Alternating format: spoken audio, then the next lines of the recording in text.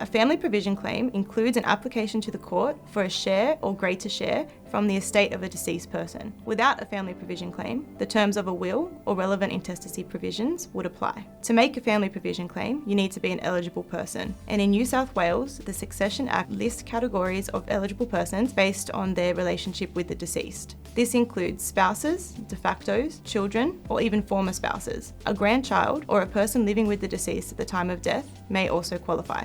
Ultimately, the court will make a family provision order when it thinks that adequate provision ought to have been made for the eligible person for their proper maintenance, education, or advancement of life, having regard to all the circumstances of the case.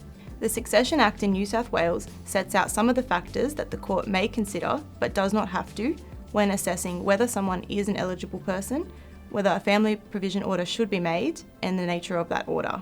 Some of these factors include the nature of the relationship between the deceased and the person making a family provision claim, the nature and extent of any obligations owed by the deceased to the applicant, the value of the estate, the age and financial circumstances of the applicant, and whether any monetary gifts or provision was made by the deceased to the applicant during the deceased's life. On a practical note, it is important to be aware of the court's broad discretion when assessing eligible persons or making family provision orders, particularly in relation to blended families and where there are competing needs among surviving family members.